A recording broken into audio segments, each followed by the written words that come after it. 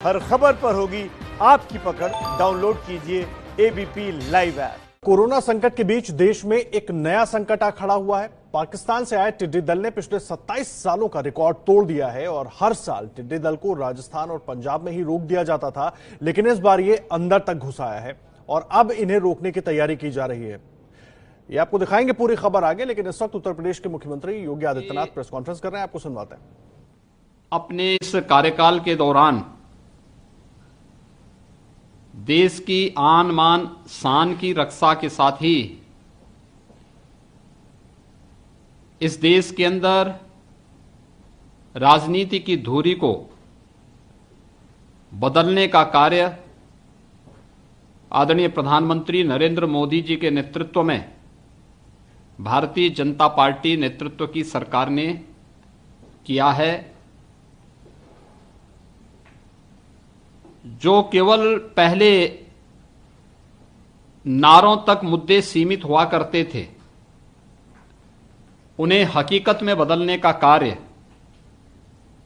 मोदी जी ने किया। गांव को, गरीब को, किसान, नौजवान, महिलाएं ये राजनीति की केंद्र बिंदु बने और अपने शासन के 6 वर्ष के शासन के पहले 5 वर्ष वैश्विक मंच पर भारत की धमक को स्थापित करने, भारत के इंफ्रास्ट्रक्चर डेवलपमेंट के लिए, गांव के लिए, गरीब, किसान, नौजवान, महिलाएं और समाज के विभिन्न तबकों के लिए शासन की योजनाओं को पहुंचाने के लिए समर्पित करते हुए एक नए भारत की नींव रखने का कार्य प्रधानमंत्री मोदी जी ने किया। 6 वर्ष का यह कार्यकाल भारत के राजनीतिक इतिहास का एक बहुत महत्वपूर्ण कार्यकाल है,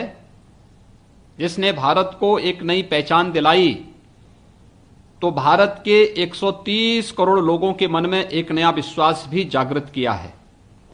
मैं इसके लिए इन 6 वर्ष के सफलतम कार्यकाल के लिए प्रधानमंत्री मोदी जी को हृदय से बधाई देता हूं। केंद्रीय कैबिनेट से जुड़े हुए जितने भी माननीय मंत्रीगण हैं, उन सबको भी हृदय से बधाई देता हूं और देश को दुनिया के सामने एक नई पहचान दिलाने, भारत के जन जन के मन को एक नई उत्साह और ऊर्जा से भरने के लिए प्रधानमंत्री मोदी जी का और केंद्रीय कैबिनेट के सभी मंत्रियों का हृदय से अभिनंदन भी करता हूं। अगर हम पहले 5 वर्ष के कार्यकाल के दौरान देखें तो अगर गरीबों से जुड़े हुए उन मुद्दों को जो आजादी के बाद से केवल नारों तक सीमित थे, तो सचमुच एक बहुत महत्वपूर्ण पहल इस संबंध में हुई है। और इसमें खासतौर पर अगर आप शुरुआत करेंगे कि आज जब भारत कोरोना जैसी वैश्विक महामारी से जूझ रहा है और पूरी दुनिया इससे त्रस्त है, उन स्थितियों में हम स्वयं समझ सकते हैं कि आज हम लोग सफलतापूर्वक राहत कार्यों को इसलिए संपन्न करने में हमें मदद मिल रही है क्योंकि इसकी शुरुआत 2014 में ही प्रधानमंत्री जी ने जनधन अकाउंट हर गरीब का खाता खोल करके कर दी थी। डीबीटी के माध्यम से धनराशि का हस्तांतरण हो, इस कार्य की शुरुआत